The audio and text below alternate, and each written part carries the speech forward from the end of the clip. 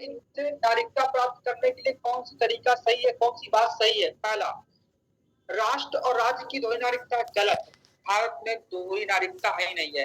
राज्य की एकल नागरिकता मतलब उत्तर प्रदेश की एक नागरिकता होगी, एक भारत की, गलत है। संपूर्ण भारत की एकल नागरिकता, एकदम आसान आंसर। पूरे भारत में एकल नागरिकता है, मतलब तुम भारत के नागरिक हो, मतलब तुम हर एक राज्य के नागरिक हो। आपको ध्यान रखना, आप कहीं भी जा सकते हो। इसीलिए तीसरा पॉइंट बिल्कुल सही है, संपूर्ण भारत में एकल नागरिकता, ना कि राज्यवाद की। ध्यान दीजिएगा।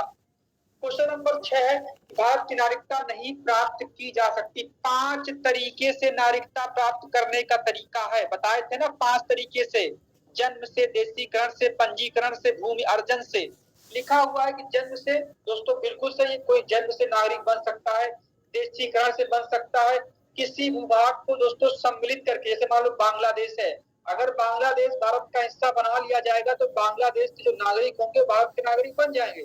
लेकिन कहा गया चौथा कि भारतीय बैंक में जन जमा करके, अगर मान लो पाकिस्तान के प्रधानमंत्री हैं, वो 1 अरब रुपया हमारे यहाँ जमा कर दे तो क्या नागरिक बन जाएंगे? नहीं, पैसा जमा करने से आप भारत के नागरिक नहीं बनेंगे। नागरिकता प्राप्त करने के 5 तरीके, जन्म, देशीकरण, पंजीकरण, भूभाग, आपको ध्यान रखना चलेगा।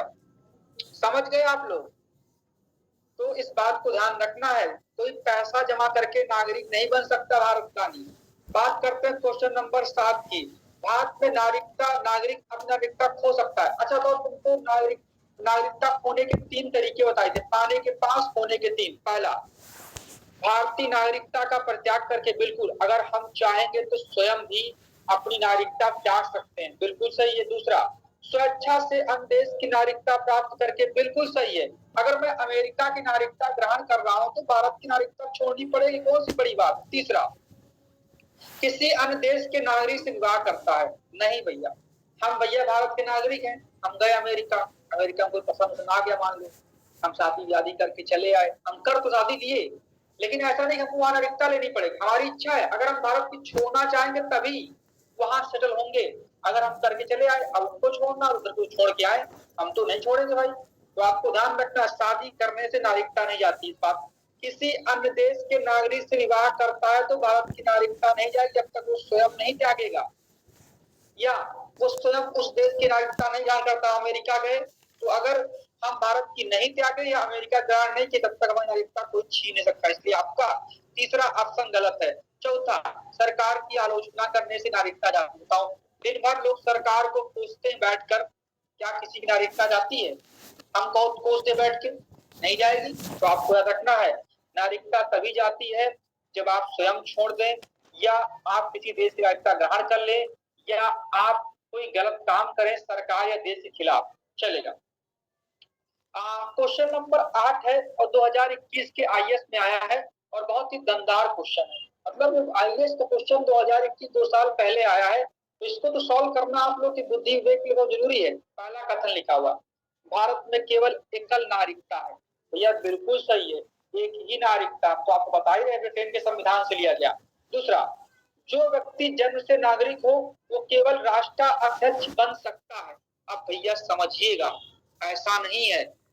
मैं कहता हूं मेरा जन्म अमेरिका में हुआ है, लेकिन मैंने देशीकरण के आधार पर 10 वर्ष तक रहा, या मैं पंजीकरण के आधार पर या वंश के आधार पर अगर मैं भारत का नागरिक बन गया, पैदा तो मैं जो है अमेरिका में हुआ, वहां का नागरिक था, लेकिन मैं भारत का नागरिक बन गया 10 साल की उम्र में, 15 साल जब भी बन गया, और राष्ट्रपति के चुनाव आए, हमारी उम्र 35 हो गई मान लो, और अगर मैं राष्ट्रपति का चुनाव जीत जाता हूँ तो मैं भारत का राष्ट्रपति बन सकता हूँ। जरूरी नहीं कि मैं जन्म से ही यहाँ का व्यक्ति, यहाँ नागरिक हूँ।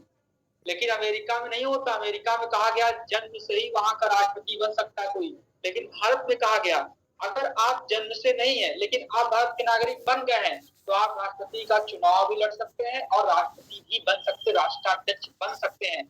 तो आसान भाषा में कहा जाए, भारत का राष्ट्रपति, राष्ट्राध्यक्ष जन्म से अगर भारत का नागरिक नहीं है तब भी वो राष्ट्रपति बन सकता है। आपको ध्यान रखना है।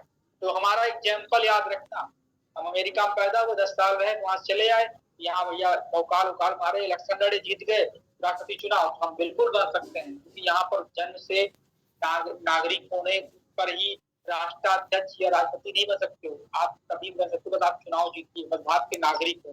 समझ गया आप लोग? दूसरा कथन इससे गलत है।